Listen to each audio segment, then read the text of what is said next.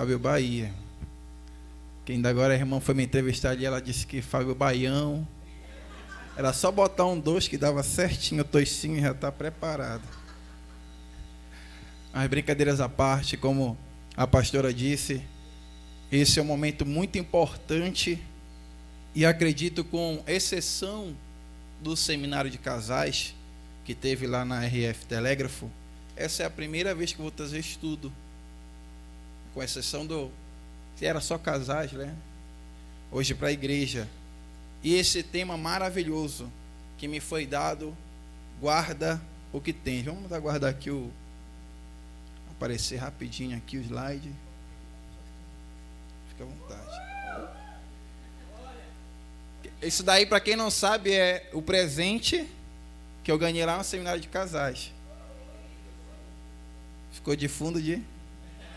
Pai, nem usei, tá guardado.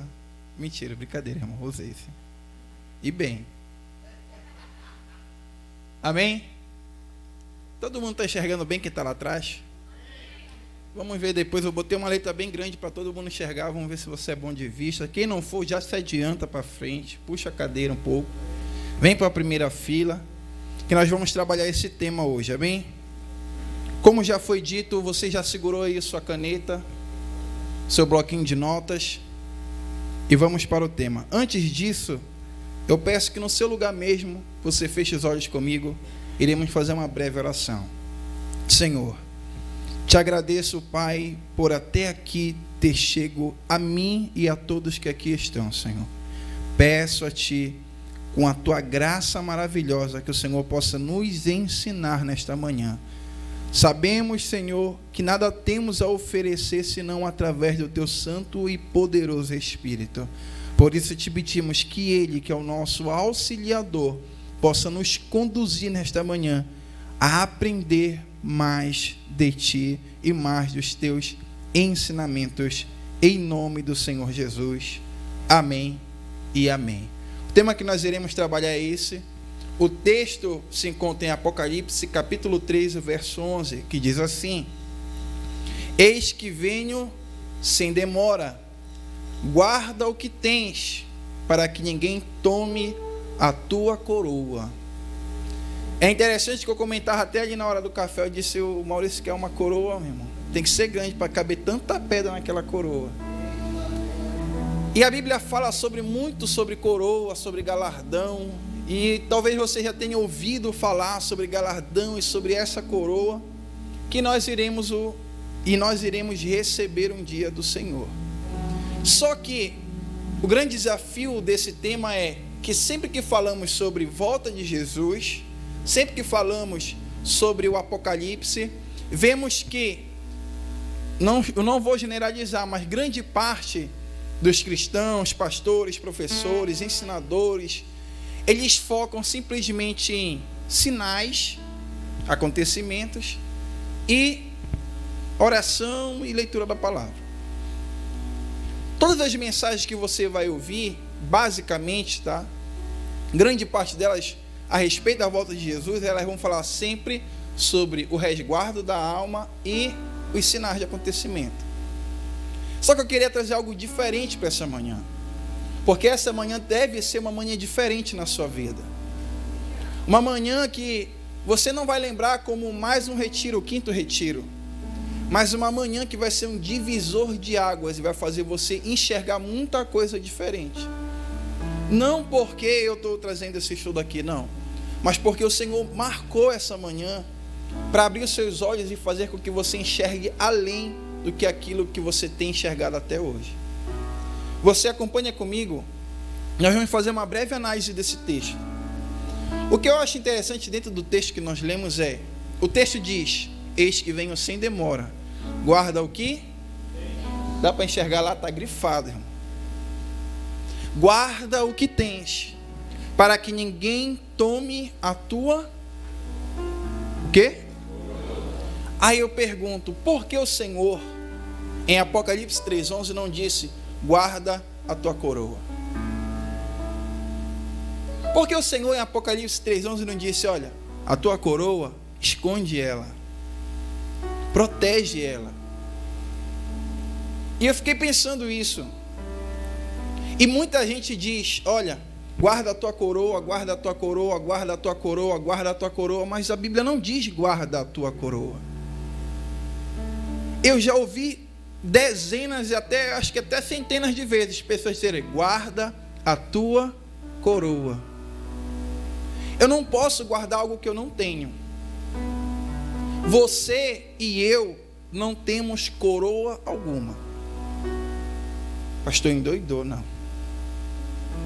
Texto sagrado, vamos lá. Eis que venho sem demora, guarda o que?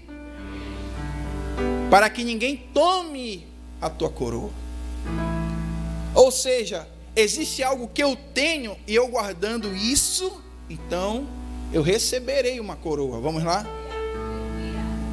Texto, como eu disse, por que guarda o que tens e não a coroa?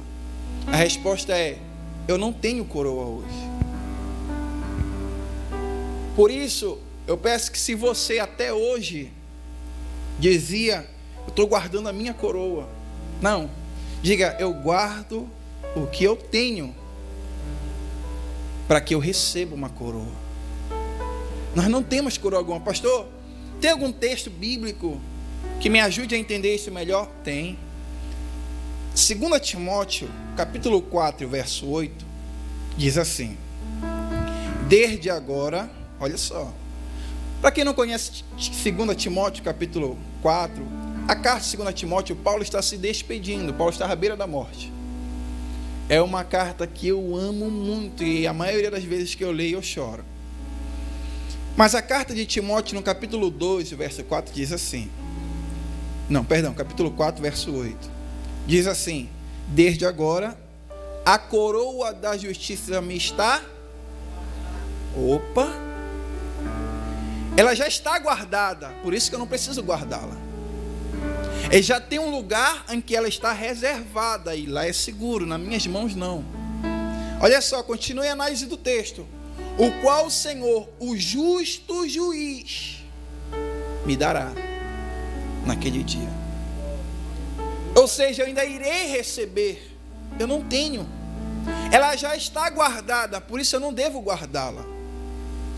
Está nas mãos de um justo juiz. Me dará naquele dia, e não somente a mim, mas a todos os que amarem a sua vinda. Quantos amam o Senhor? Quantos estão ansiando para morar com Ele? Ele vem. Então eu não tenho essa coroa ainda. Está no tom de pregação, né? Mas é estudo, tá? Vamos lá. Eu não tenho ainda. Eu só tenho algo que o Senhor me mandou guardar. Vamos continuar, vamos ler outro texto para deixar isso bem fixado na nossa mente. E aqui já aparece uma revelação aí, que antes da coroa vai vir isso aqui, ó. Provações. Diz assim, Tiago capítulo 1, verso 12: bem-aventurado o homem que suporta com perseverança. Tem tradução que diz eu prefiro essa. As provações, porque depois de ter sido aprovado, receberá, olha só, eu ainda vou receber a coroa da vida, o qual o Senhor prometeu aos que o amam. Eu preciso entender que eu não tenho coroa hoje. O que eu tenho hoje? Provações, para suportá-las com perseverança. E após eu passar por esse período, essa provação, irmão, para deixar uma forma mais simplificada, mais resumida, a provação que Tiago capítulo 1 e o verso 12 relata é a vida. A nossa vida é uma provação. A nossa estadia na terra é uma estadia de provação. Então, por isso que diz, se persevera a provação, ou seja, o teu período de vida, você será aprovado. E após será aprovado, receberá a coroa da vida. Então vamos lá, recapitulando. O texto sagrado, que já foi dito, diz, guarda o que? Vamos lá. Guarda o que? Eu preciso ouvir você. Porque quando você fala, flui do seu interior e fixa lá dentro do coração. Então eu preciso guardar o que eu? E não a coroa. Por que eu não devo guardar a coroa? Porque eu não a tenho e ela já está guardada. Paulo disse, no capítulo 4 de 2 Timóteo, que ela já está guardada. A pergunta agora é: o que eu tenho? Eu queria ouvir um pouco, pastor. Alguém se habilita a dizer assim, olha, não precisa resumir um texto, não precisa dar o estudo, só o que eu tenho. Isso. Vamos lá. Oi? Tem a vida. Alguém mais? O coração. Pode chutar na trave, pode errar o gol. Fé. Graça, amor. Provações. Então, olha, tá vendo como a gente tem muita coisa? E às vezes no momento das provações dizemos, não temos nada. Não tenho ninguém. Mas na verdade o Senhor nos deixou com várias coisas. E o estudo é resumidamente isso. Nós iremos falar sobre o que nós temos e como devemos guardar. Eu não vou falar hoje sobre sinais, acontecimentos, não preciso nem dizer o que está acontecendo lá em Israel. Está uma guerra lá. Isso foi dito lá nos patriarcas. Lá em Jacó e Esaú que haveria essa guerra. Então eu preciso que você entenda isso aqui. Que você precisa guardar o que você tem hoje. E você guardando o que você tem, com certeza. Porque é essa a garantia que o Senhor Jesus nos dá. É que se você fizer da forma em que Ele ordena, você irá vencer. O que eu tenho hoje? O Espírito Santo. Esse, de longe, é o maior presente que a humanidade recebeu. De longe, irmão. De longe. Você pode ser abençoado por Deus com o que for. Com o carro do ano, com o sítio mais lindo que for. Não interessa. Até mesmo a graça de ver um familiar, um marido, uma esposa, um filho aceitando Jesus. Mas de longe, o maior presente que nos foi dado é o Espírito. Porque o Espírito Santo, Ele está conosco em todos os momentos. Sabe, eu aprendi há pouco tempo atrás uma coisa. Eu ouvi do meu pastor, ele disse, sabia que eu acredito que o Espírito Santo não se afasta de nós? Eu achei estranho aquilo.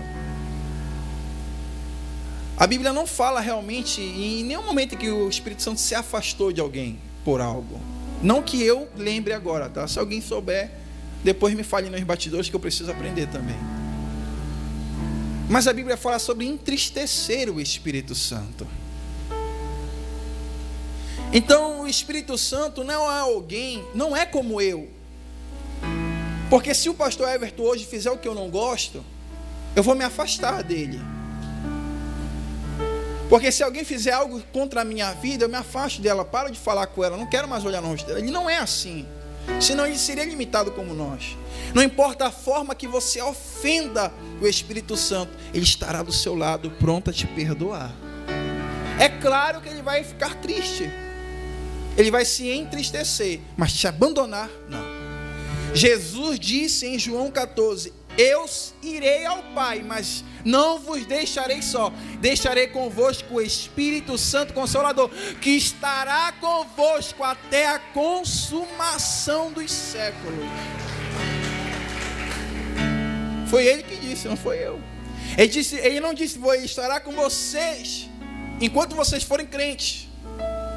Ele não disse, ele estará com vocês enquanto vocês obedecerem. Ele disse, não, ele estará com vocês até a consumação.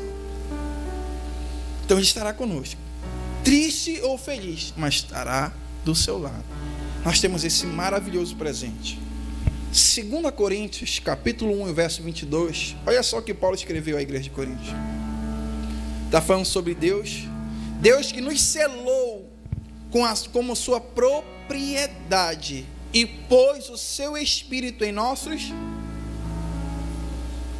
Tem alguém enxergando lá? Em nossos corações, como garantia. Eu vou repetir, que eu acho que tem gente que já pegou atrasado. Vou reler. Nos selou como sua propriedade e pôs o seu Espírito em nossos corações como garantia do que está por vir. Sabe quem está por vir? Ele vem. Ele vem. E a garantia que Ele deixou a nós foi o seu Espírito anelando, ansiando dentro de cada coração que aqui está. Você já chegou a alguém que não tem confiança, precisando de dinheiro emprestado? Aí diz assim, ó, vou deixar meu celular empenhorado aí contigo. O Senhor, como garantia, deixou o seu Espírito. Ele disse, tu quer uma prova de que eu vou voltar? Eu vou deixar contigo a melhor parte de mim. O Espírito que irá te consolar nos momentos de adversidades. E quando você não conseguir nem mesmo falar, Ele vai interceder por você com gemidos inexprimíveis. Ele vai interceder. 1 Coríntios capítulo 6, verso 19. Diz assim: acaso não sabeis que o vosso corpo é santuário do Espírito Santo, que está em vós, o qual tendes da parte de Deus, e que não sois de vós mesmos? O Senhor, Ele nos deixou o Espírito Santo, e aqui o outro texto encerra essa parte, de João 14, para nos direcionar o caminho. A função do Espírito hoje é nos direcionar ao céu, de nos convencer, para que possamos então seguir a Ele, e saber que o Senhor Jesus, se nós não passarmos pelo processo da morte, iremos passar pelo arrebatamento e encontrar com o Senhor. Mas tudo isso só é possível através do Espírito Santo. Irmão, é uma arma que você tem. Porque o momento mais diverso que eu estiver passando, mais confuso que for, e se eu chegar em um momento em que nem eu mesmo entendo os meus pensamentos, as minhas atitudes, e se eu não entendo, eu não vou conseguir explicar para a pastora Beth, e ela também não vai conseguir entender, mas o Espírito Santo vai entender cada momento. E essa é a importância de deixarmos com que Ele habite em nós. É que Ele, entendendo o melhor do que todos o que está acontecendo, Ele irá nos conduzir ao melhor caminho. Ele irá nos conduzir à melhor decisão. E isso aqui, irmão, você precisa guardar com toda a sua força, com toda a sua energia. Sabe por quê, querido? Porque o Espírito Santo tem a função de me convencer dos meus erros. E eu só consigo melhorar quando eu entendo que eu preciso de ajuda, que eu errei, que eu falhei, preciso mudar. Você sabe por que o único pecado que não tem perdão é a blasfêmia contra o Espírito Santo? Vocês já pararam para pensar isso? Não é que Deus não quer me perdoar. É porque se eu não creio no único que pode me convencer, então não tem jeito para mim. Porque Ele é o único que pode me convencer. Dizer, Fábio, tu é um pecador, tu precisa mudar. Fábio, tu está errando, não é assim, é de outro jeito. E é por isso que eu preciso guardá-lo dentro de mim, como o meu melhor amigo. Porque Ele é o único que pode me convencer e me transformar. Amém? Tranquilo até aqui? Há alguma dúvida? Então vamos lá. O que eu tenho? Fé. Irmão, por mais que não pareça, melhor dizendo, a fé, ela é de suma importância na vida de um cristão. É interessante quando nós falamos sobre volta de Jesus e preparação, como eu tinha dito antes, que é basicamente resumido a isso: preparação e sinais. Quando se fala de preparação, fala muito, meu irmão, eu já ouvi que todo pastor diz: tu tem que orar, tem que orar, tem que orar, tem que ler, tem que ler, tem que ler, tem que jejuar. E não fala sobre isso aqui, não fala que você precisa guardar o Espírito, não fala que você precisa ter fé. A fé, irmão, não é só o que está escrito lá em Hebreus 11, o firme fundamento das coisas que não se vê, mas que nós cremos. Não é só isso. A fé é bem mais que isso. Aquela é uma forma que o autor de Hebreus, que é desconhecido, outros acreditam que foi Paulo que escreveu, foi uma forma que ele decidiu de resumir. Mas não é só aquilo. A fé é o que nos move. Eu vou repetir isso aqui. A fé é o que nos move a seguir. Não importa a quantidade de Bíblia que eu leio, se não tiver fé eu não vou conseguir ir adiante. Não importa as horas que eu passo com o joelho no chão, eu preciso crer naquele que falou comigo para me conseguir ir adiante. Eu preciso guardar a fé. Olha só. Digo-vos que depressa lhe fará justiça. Lucas capítulo 18, verso 8. Contudo, quando vier o Filho do Homem, achará porventura fé na terra? Se você não sabe em que momento esse texto foi dito, foi na parábola do juiz iníquo. A Bíblia fala de uma viúva que ia e perseguia lá aquele juiz, que ele era iníquo, ele era ruim, ele era mau. Mas de tanto dela perseguir ele, perseguir, ir lá e perturbar ele: olha, me faz justiça, me faz justiça, me faz justiça. A Bíblia diz que ele fez justiça àquela mulher. Está lá em Lucas capítulo 18, verso 1 ao 8. E aí o Senhor diz: se esse juiz, que era iníquo, fez justiça, quanto mais o justo juiz. E vem o verso 8: vos digo que depressa lhe fará justiça. Contudo, quando vier o Filho do Homem, achará porventura fé na terra? Sabe por que ele citou esse texto depois dessa parábola? Porque muitas pessoas tentam uma vez, tentam duas, tentam três e acaba a fé. Para ali. Não conseguem prosseguir, não conseguem ir adiante. A Bíblia não narra exatamente quantas vezes essa mulher tentou, mas eu acredito que foram inúmeras vezes. Agora eu pergunto a você: antes de desistir de algo, quantas vezes você tentou? Eu lembro que na última vez que eu fui lá na Rompendo em Fé, eu perguntei: o que te move a vir aqui?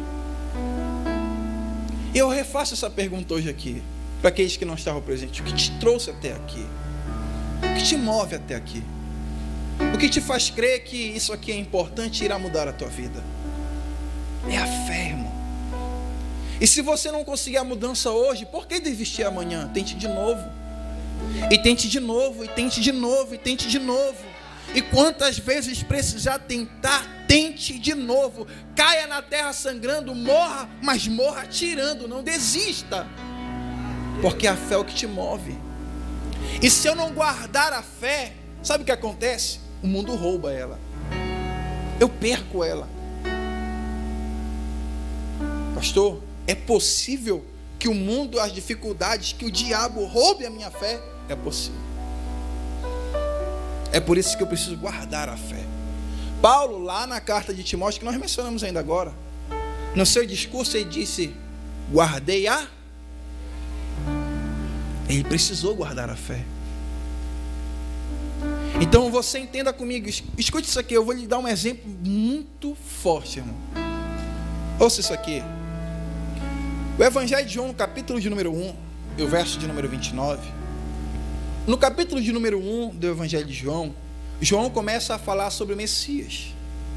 E ele faz várias citações do livro do profeta Isaías.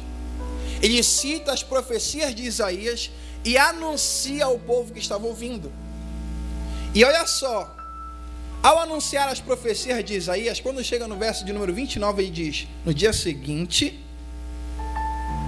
viu João a Jesus, que vinha para ele, e disse: eis o Cordeiro de Deus, que tira o pecado do mundo. Escute isso aqui. Eu vou contextualizar para você conseguir entender a magia desse texto. Do verso 1 ao verso 28, João está falando sobre o Messias e as profecias de Isaías. Ele prega o sermão a todo o público na beira do Jordão, onde ele batizava. No dia seguinte, sabe quem vem na direção dele? O próprio Messias. Quando ele vê Jesus vindo, meu Deus, eu estou arrepiado aqui, irmão. Quando ele vê Jesus vindo em sua direção, ele olha a Jesus e diz: eis aí o Cordeiro de Deus, que tira o pecado do mundo. A Bíblia fala que com seus olhos ele vê o Espírito Santo descer do céu em forma de pomba e repousar sobre Jesus. Com seus ouvidos ele ouve do céu a voz dizendo: este é o meu filho amado.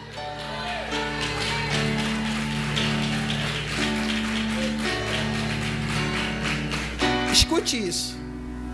Esse João, esse mesmo João, que conhecia as profecias, que viu com os seus olhos e ouviu com os seus ouvidos, sentiu no seu coração, olha o que ele vai dizer. Lucas capítulo 7. Quando chegaram, 7 verso 20, quando os homens chegaram junto dele, disseram: João Batista, olha quem mandou, João Batista enviou-nos para te perguntar: és tu aquele que estava por vir, ou esperaremos outro? É triste. João viu com seus próprios olhos. Ele conhecia as profecias, pastor Alberto. Pode ler lá João capítulo 1. Ele está falando sobre as profecias de Isaías. Ele viu Jesus, ele viu o Espírito Santo, ele ouviu a voz do Pai. Mas no capítulo 7, por conta das dificuldades, João estava preso. Os problemas enfrentando, não se sabe ao certo o que João está enfrentando. Ele chama 2 dos seus discípulos: vem aqui, vão até Jesus. Eu imagino João falando isso com lágrimas nos olhos. Vão até o mestre e pergunta se é ele mesmo. Pergunta se é ele, porque está tão difícil aqui. E as profecias falavam que viria um Salvador, ele ia nos resgatar disso tudo aqui. Pergunta se é ele mesmo, ou se a gente tem que procurar outro, tem que esperar outro. Jesus ouviu aquilo dos discípulos de João. A Bíblia diz que naquele mesmo instante ele começou a curar a muitos. Olha só a resposta de Jesus, verso 22. Então Jesus lhes respondeu: ide e anunciai a João o que vistes e ouviste: os cegos veem, os coxos andam, os leprosos são purificados, os surdos ouvem, e os mortos são ressuscitados, e aos pobres anunciar-lhes o Evangelho. Jesus poderia em poucas palavras ter dito: sou eu mesmo. Sou eu mesmo. Pode falar para ele que sou eu. Ele disse: não. Fala para ele aquilo que ele conhece. Fala para ele aquilo que ele leu nas profecias. Fala para ele aquilo que ele leu lá em Isaías. E diz para ele que os cegos estão enxergando novamente. Fala que os coxos estão levantando com as suas pernas em pé. Fala para ele que os mortos estão saindo das suas tumbas. E ele vai entender o recado. Sabe por quê, querido?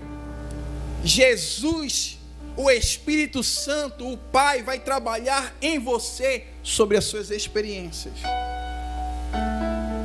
João conhecia as profecias, a literatura antiga, e sabia que quem curaria os enfermos seria o Messias. Ele sabia que quem ressuscitaria os mortos seria o Messias. É por isso que ele diz: fala para eles. Fala para ele o que vocês estão vendo e o que vocês estão ouvindo. E aqui eu parto para outro ponto.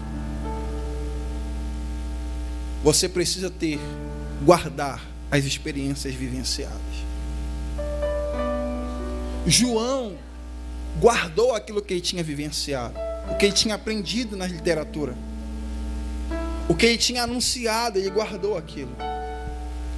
E quando Jesus enviou o recado pelos seus discípulos, dizendo: olha, diga lá que os cegos veem, que os mortos ressuscitam, que os leprosos foram limpos, que o Evangelho está sendo anunciado, ele lembrou das suas experiências.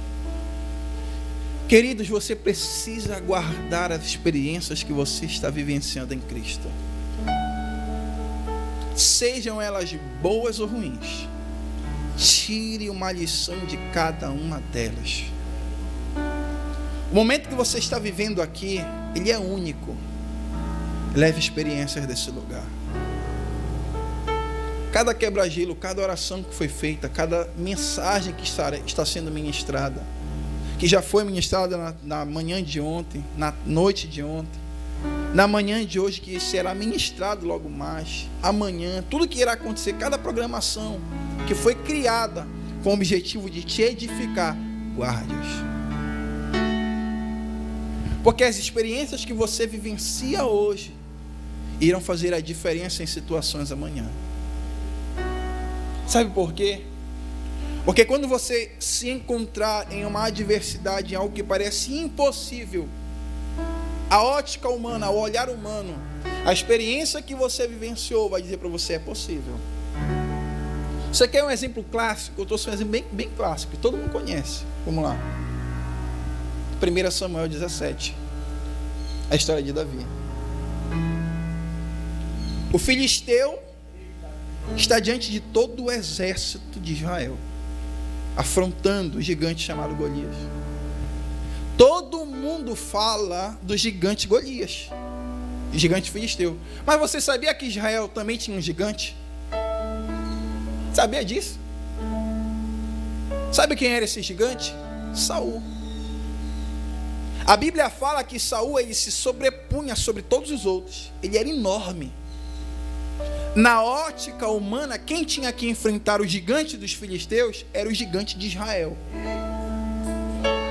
Mas só que Saul não tinha experiência vivenciada. E quando ele afrouxa, e quando ele se esconde, vem um pastorzinho ruivo, abandonado, desprezado. Ele diz: Saul, rei, vou arrancar a cabeça desse cara aí. Vou arrancar a cabeça dele e vou dar hoje. Ele não disse: eu vou derrubar amanhã, uma semana. Ele disse: hoje mesmo as aves do céu vão comer do cadáver dele. Sabe a resposta de Saul? Tu és só um menino. Tu é um pastorzinho. Sabe de nada. Ele disse: o quê? Um dia um urso veio querer roubar uma das minhas ovelhas. Matei o urso. De repente aparece o leão.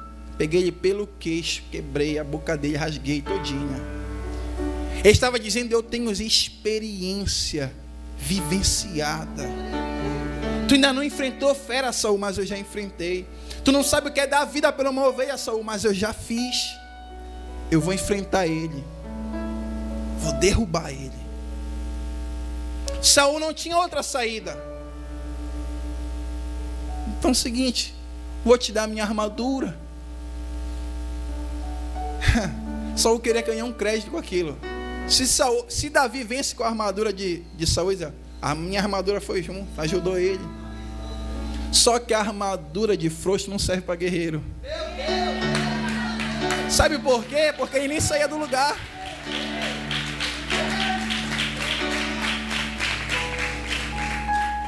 A Bíblia fala que ele colocou a armadura, mas não saía do lugar, não conseguia se mover, porque a armadura era de frouxo, era de covarde, não servia para valente. Você precisa viver as suas experiências, não experiências de pessoas que não vivenciaram grandes provações para servir de exemplo a você. O Senhor estava nos ensinando: você precisa viver as suas experiências e deixar de viver a experiência dos outros. Sabe por quê, querido? Eu lembro, eu não sou tão velho não, sou novo. Apesar que a minha esposa disse ontem à noite para mim que a minha cara está enrugando. Ela disse: amor, tá ficando velho, tô vendo uma ruguinha aqui. Não, é o sol. Mas enfim, eu não sou tão antigo na fé também. Mas eu lembro que logo que eu aceitei a Cristo, a gente sentava numa rodada de irmão, e um irmão chegava comigo, os jovens, dizia: olha, eu estava lendo a Bíblia ontem, e Deus falou comigo isso, meu irmão, eu estava orando de madrugada, e foi assim, e contava suas experiências. Hoje eu sento numa rodada de crente, poxa, eu ouvi o pastor Júnior Trovão pregar, poxa, eu ouvi o Raíque Carmelo falar, poxa, eu ouvi a irmã... Não entendo. Você está vivendo da experiência dos outros? Aí eu ouvi o pregador tal dizer: que isso? Você vai viver só das experiências deles? E as suas experiências? Quem vai contar? Eu lembro disso. Irmão, ontem eu estava lendo a Bíblia, irmão, e quando o irmão contava para mim, eu me arrepiava todo, que eu sentia aquilo que o irmão sentiu. E eu não vejo mais isso. Eu vi um vídeo no YouTube, eu vi uma pregação lá. Irmão, eu sempre digo, cuidado ao olhar o conteúdo da internet. Não é proibido, é bom. Com cuidados é maravilhoso. Mas não viva disso. Tire os momentos que você vai vivenciar as suas experiências com Deus. Pegue a sua Bíblia e dobre o seu joelho. E tenha a sua visão. Sinta você o toque. Ouça você a voz. Porque é importante. Na hora da guerra, as suas experiências vão servir. Sabe por quê? Porque você vai encontrar, vira e mexe com alguém que passou a mesma provação que você. Está passando pela mesma tempestade. O cenário é o mesmo. E você já passou por lá. Já sabe como é. Já sabe o caminho que tem que traçar.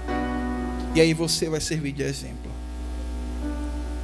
Queridos, eu aprendi isso. Eu fazia uma oração errada. Por muitas vezes eu orei assim, e peço até perdão a irmãos desta geração. Muitas vezes eu orei: Senhor, muda essa geração. Levanta uma geração de compromisso. Levanta uma geração. E a nossa geração? Não serve para nada? Te joga no lixo, descarta. Só quero que Deus levante outra geração, e essa geração aqui, e você e eu. Ficamos aonde nessa história? E eu comecei a mudar a oração. Senhor, toque em nossa geração. Faz de nós uma geração forte, uma geração grande. E tem muitos jovens aqui. Eu estou cansado, onde eu vou repito isso. Eu estou cansado de ouvir que jovem não tem compromisso com as coisas de Deus. Eu estou cansado de ouvir que jovem não presta na igreja, só está para namorar. Eu estou cansado de ouvir isso. Porque quando eu olho para a Bíblia, eu vejo Davi, um jovem, sendo levantado como rei. Eu vejo não um grande presbítero, um grande pastor, um grande sacerdote. Eu vejo um jovem chamado Estevão sendo o primeiro mártir da fé. Eu vejo um jovem chamado José sendo governador no Egito. Eu vejo vários jovens que tocaram a sua geração e servem de exemplo até hoje para nós. E por que você não pode ser um jovem como esse? Porque você não pode marcar a sua geração. Você precisa viver experiências profundas com Deus. Por isso, guarde as suas experiências vivenciadas. Amém? Alguma dúvida até aqui? Vamos seguir. Eu preciso guardar isso aqui, irmão. A igreja como corpo. Pessoas. Irmão, eu aprendi também há pouco tempo que era muito egoísta. É muito egoísta da nossa parte dizer meramente que a salvação é individual. É egoísmo. Quando se fala de salvação e sobre individualismo, nós percebemos que a igreja que somos nós, somos um corpo. E Deus nos predestinou à salvação. Entenda isso. Eu não ia falar sobre predestinação, e isso é outra lição. Mas nós fomos predestinados não de forma individual. Eu não fui o Fábio, predestinado a ser salvo. Não. Não foi a minha esposa, a Beatriz, foi predestinada a ser salva. Não. A igreja foi predestinada à salvação. E eu escolho ser igreja ou não. Então nós iremos subir como um corpo. Nós precisamos desse corpo para a salvação. O entendimento que você precisa ter sobre salvação de forma individual é que só depende das minhas escolhas, depende das minhas decisões, mas não que você não precisa de ninguém. Porque a ideia que se tem ao falar salvação individual é que eu não preciso de ninguém, mas não é essa a verdade bíblica. A verdade bíblica é que nós precisamos sim um dos outros, porque se um membro do corpo padece, o corpo inteiro sofre. Então a salvação é individual em que ponto? No ponto que só depende das minhas decisões e as minhas escolhas, mas não quer dizer que eu não preciso de ninguém. Porque senão onde fica o pastor nessa história? Onde fica o líder? Onde fica o intercessor? Onde fica o visitador que vai lá na tua porta quando você não está bem? Então você precisa de pessoas. Você precisa da igreja. Olha só o que Paulo escreveu à igreja de Roma. Romanos 12, 13. Comunicai com os santos nas suas necessidades e segui a hospitalidade. Outras traduções diz assim: dividi as vossas necessidades com os santos. É claro que eu não vou dividir com qualquer pessoa. Eu não vou achar, ei, o irmão lá na igreja hoje, ei, estou passando isso. Não. A Bíblia diz com os santos. Vou procurar alguém que seja um padrão de santidade para mim, que seja uma pessoa que seja um exemplo, meu líder, o meu pastor. Vou procurar uma pessoa de confiança. Eu vou dizer, olha, está acontecendo isso e aquilo, e eu preciso de ajuda. Não tenha vergonha. Não se isole, é um erro se isolar. É um erro tentar suportar só. É um erro. Qual é o correto, pastor? Procure ajuda. Peça socorro. E se ninguém ouvir você pedindo socorro, então grite por socorro. Mas não fique calado, não morra calado. Eu aprendi isso. Você precisa entender que você precisa de ajuda. Olha só, Eclesiastes capítulo 4, verso 9. Esse texto eu uso muito. Melhor é serem dois do que um, porque tem melhor a pagar do seu trabalho. Porque se um cair, o outro levantará o seu companheiro. Mas ai do que estiver só, pois caindo não haverá outro que o levante. Então a salvação não é no todo individual. A salvação depende sim de mim, das minhas próprias escolhas, mas depende também da ajuda que eu tenho de pessoas. Por isso, guarde muito bem o carinho que você recebe dos seus líderes, dos seus pastores, dos seus amigos, dos seus pais. Guarde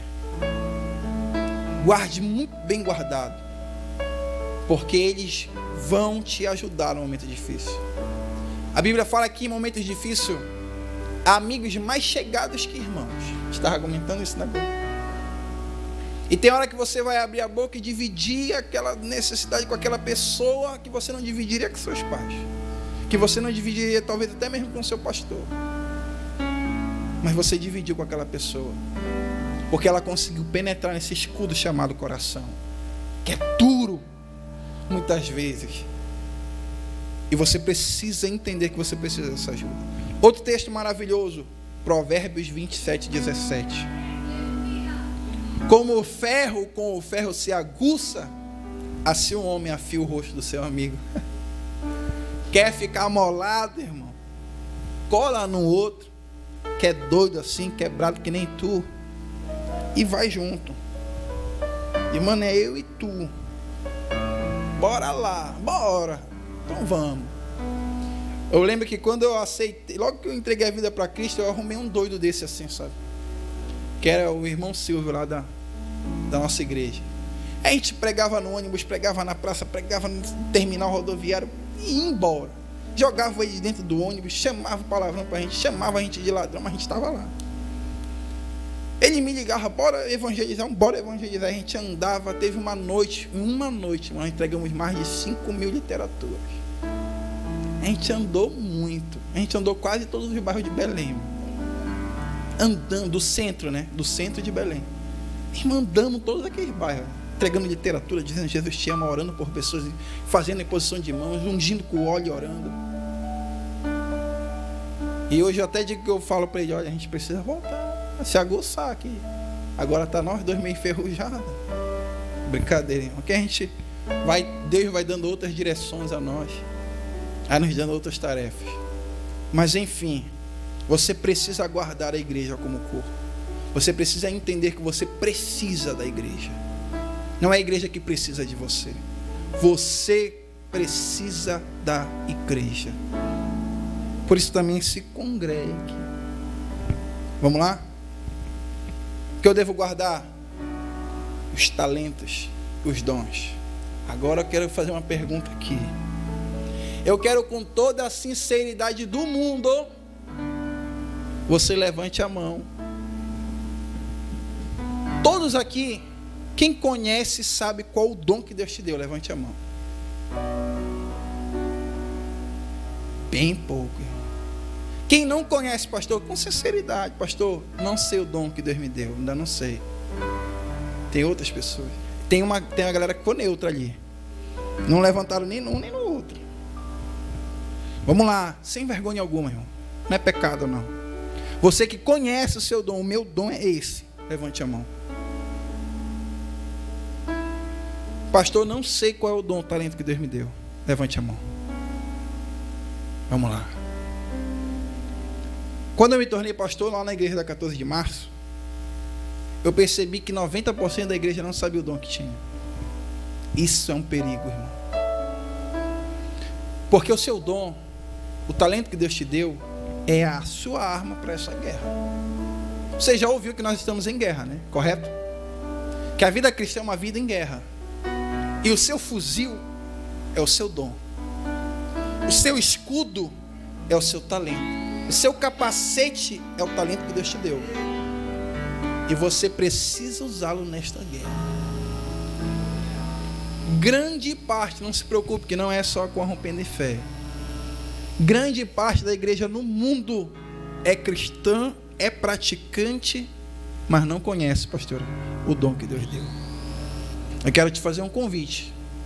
Pergunte para Deus, busque o seu dom e o exerça.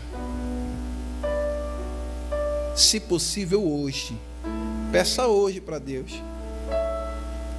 Na hora da oração, peça para o Senhor. O pastor falou que eu quero, tem que saber qual é o meu dom. Pergunta logo. Fala logo aí para mim que eu já quero usar. Porque está embalado. Se eu não sei, está ainda embalado ainda. Ainda nem usei. Está zerado. Tudo que é novo é bom, né? Compra um celular novo, ele vive na mão, ele vive no ouvido, pega o fone. Quando é a camisa, olha a camisa nova, fica esticando toda hora. Uma semana sem lavar. Quando alguém é branco, epa, não vai me sujar aí, vai manchar tua base. Batom da mulher. Sujou aí, mulher. Porque é novo, tudo que é novo é bom. Então você precisa entender qual é o seu dom.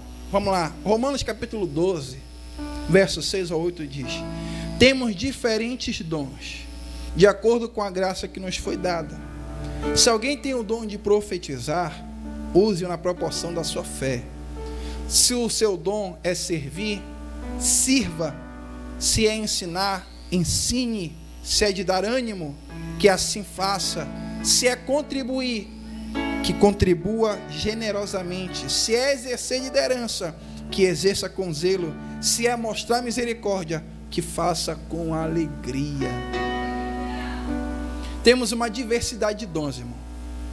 Tem muita gente que só fala de dom de pregar, que nem existe. Estava comentando no café ali. Não existe dom de pregar, irmão. Não me faça essa vergonha para a pastora Beta.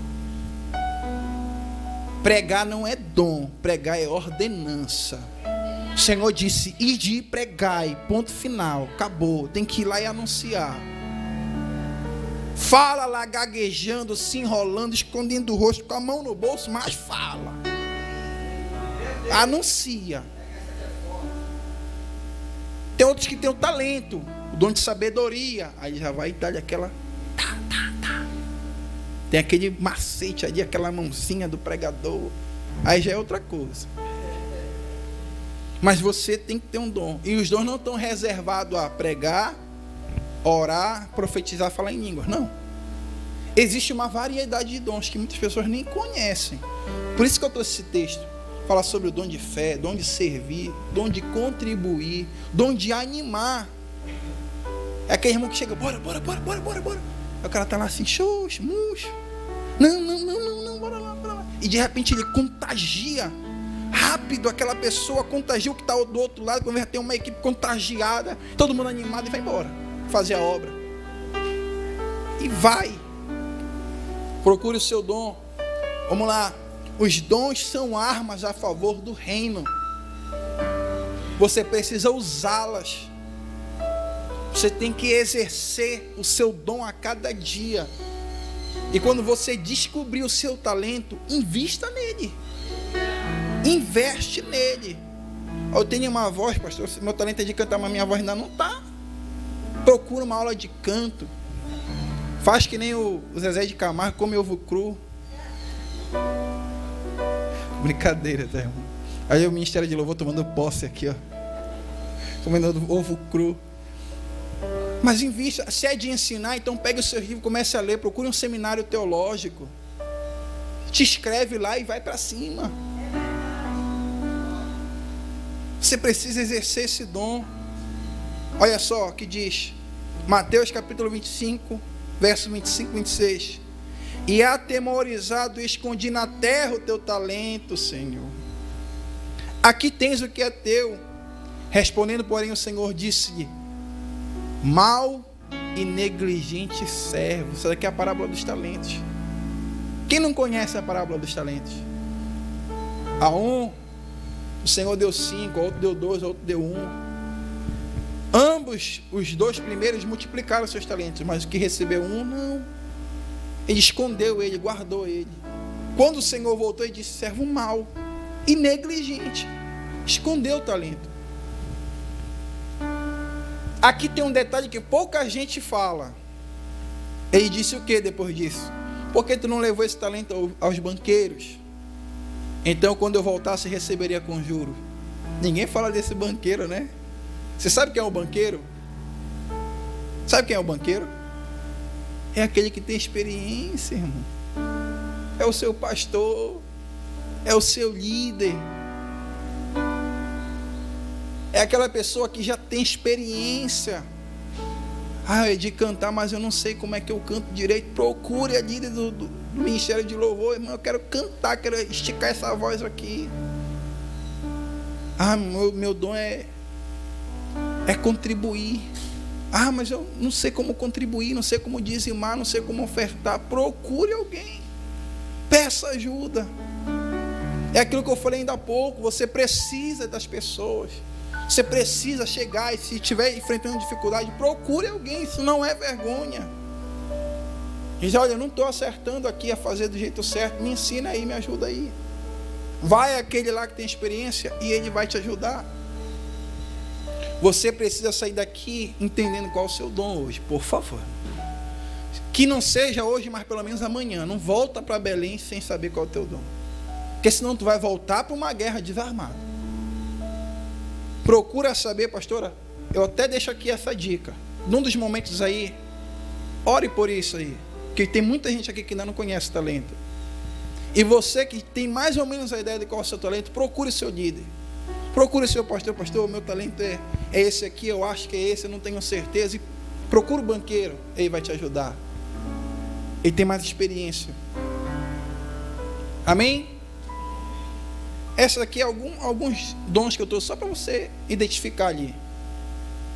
Como eu disse, não é só pregar e orar. Sabedoria, conhecimento, fé, discernimento de espírito, liderança, administração, misericórdia. Isso aqui tudo está na Bíblia, tá, irmão? Eu não ia trazer para você algo que não estivesse embutido na Escritura. Contribuir, ensinar, pastorear, dar ânimo, prestar ajuda, evangelizar, operar milagres, interpretação de línguas. Um desses daqui vocês têm. Ou 2, ou 3, ou 5, não importa. A Bíblia diz que foi dividido conforme a capacidade de cada um. Tem uns que tem só 1, tem uns que tem 2, tem uns que tem 10. E aí é você exercendo seu talento. Amém? Há alguma dúvida? Vamos lá. E aqui a gente já vai encaminhando para o final.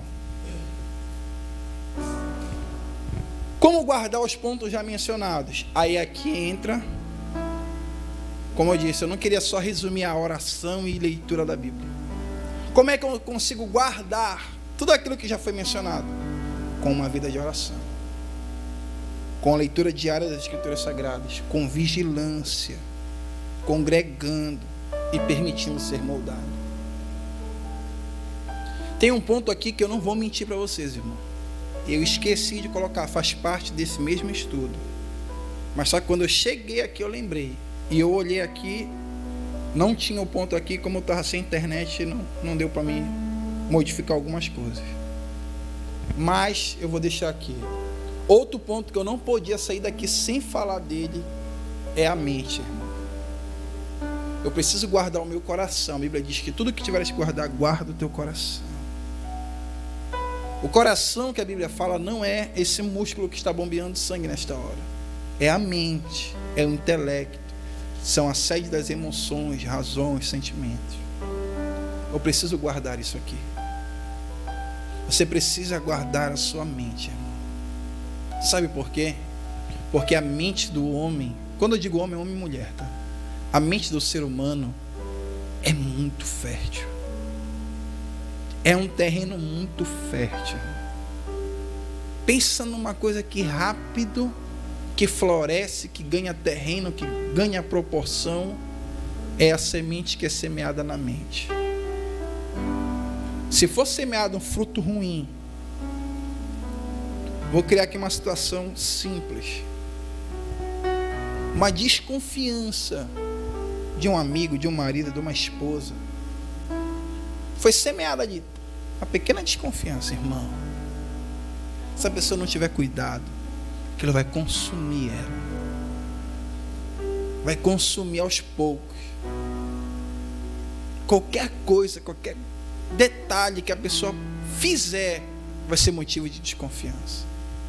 Aquela pessoa fica inquieta, fica indisposta, cria um conflito, um ambiente ruim.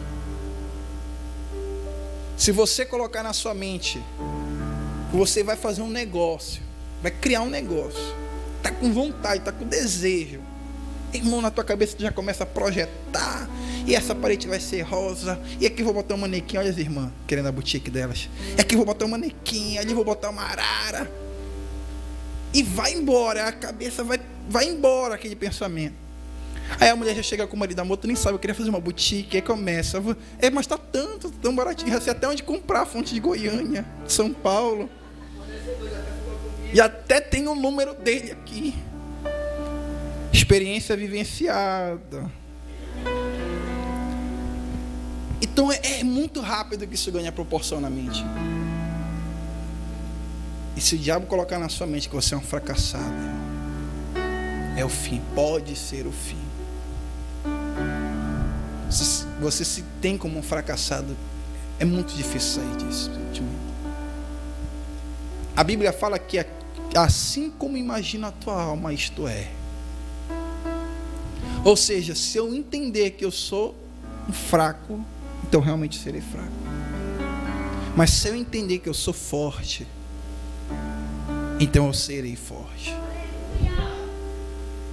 Quando nós olhamos, certa vez, eu vi uma ilustração.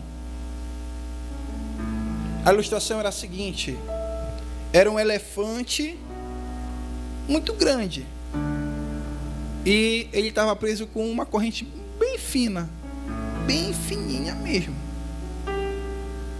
que qualquer gato arrebentava. E o homem prendia aquele elefante naquela correntinha. E aí, certa vez, alguém chegou para aquele homem e disse: como foi que tu conseguiu prender um elefante desse tamanho numa corrente tão minúscula? Ele disse: fácil, eu só não deixei que ele soubesse a força que ele tem. Simples. É só não deixar ele saber a força que ele tem. Porque se ele souber a força que ele tem, ele destrói a corrente e me destrói. E tudo que o inimigo quer é que você não saiba a força que você tem. Tudo que o inimigo queria era ser como você. Sabia disso? Isso é bíblico, irmão. Estou contando isso daqui da boca para fora. Quando você lê um pouquinho sobre a queda de Lúcifer, que até então era Lúcifer, anjo de luz, a Bíblia fala que lá em Ezequiel, que ele disse em seu coração: subirei ao Monte Santo do Senhor e serei o quê? Maior que o Altíssimo. Foi isso que ele disse. Todo mundo diz que ele queria ser maior, né? Mas não, ele disse: eu serei semelhante ao Altíssimo.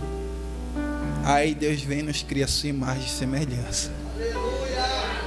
Tudo que Satanás queria era ser como você.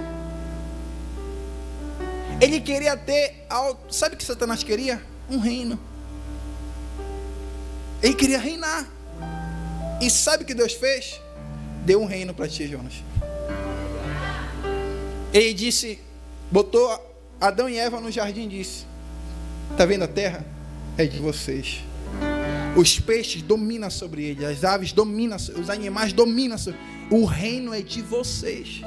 E quando Satanás veio e roubou esse reino de nós, porque a Bíblia diz que o mundo jaz do maligno, o Senhor nos preparou um reino superior no céu.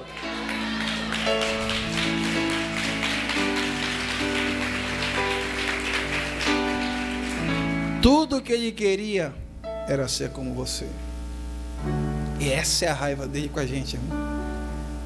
Você é forte. Você é grande. Não importam as dificuldades, as lutas. Não importa o inferno inteiro se levantar. Você é maior. Eu sempre digo isso. Tenho orgulho de dizer. Você é rei, é rainha. Eu sou rei. Um dia desse eu cheguei com o irmão. Eu disse: meu rei. Ele disse: rei não, eu sou súdito. Eu disse: não, súdito não, tu é rei. Não, rei é ele. Eu falei: não, ele é rei dos reis.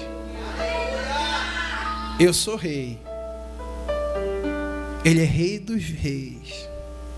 Então entenda isso. O Senhor tem para você é grande. É claro que você precisa ter uma vida de oração. Você precisa ter a leitura da Bíblia. Você precisa ter tudo isso.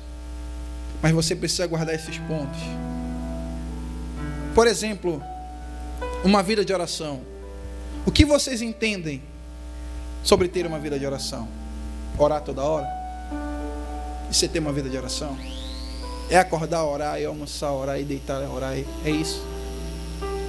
Eu estava comentando isso com a minha esposa ontem. Tem muita gente que pensa que ter uma vida de oração é orar toda hora. Não é isso. Uma vida de oração é você ter uma vida de profundidade, intimidade com Deus. É você conseguir entendê-lo em poucas palavras e conseguir se expressar também em poucas palavras. E saber que em todo momento Ele estará contigo.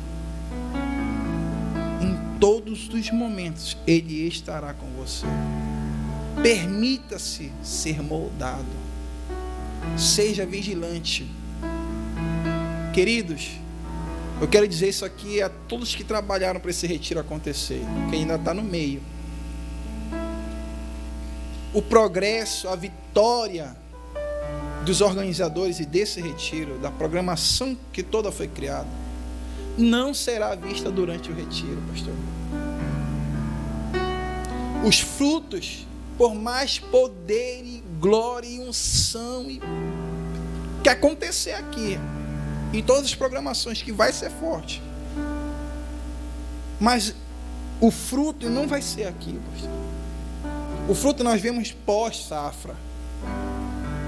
É quanto aquele fruto rendeu. É quando cada um de vocês sair daqui e lá fora ir lá na sua congregação, ir lá na sua casa, ir lá no seu trabalho, mostrar que você foi tocado e que você mudou, que você saiu daqui uma pessoa melhor, que você saiu daqui um cristão melhor, que você saiu daqui com novos alvos, com novas metas, com novas forças, com um novo vigor, para prosseguir e avançar, como disse Paulo aos Tessalonicenses, dizendo: prossigo para o alvo, que é o reino, que é a glória do Senhor. Você precisa entender isso. É quando você sair daqui e enfrentar o mundo inteiro que está lá fora de novo, e mostrar ser uma pessoa diferente, que serão vistos frutos desse retiro. Por isso aqui, eu quero que Deus vos abençoe. Quero agradecer a oportunidade e a atenção de cada um, e dizer que Ele vem. Ele irá buscar uma igreja que está preparada, ansiando, anelando pela vinda dele. Deus abençoe, em nome de Jesus.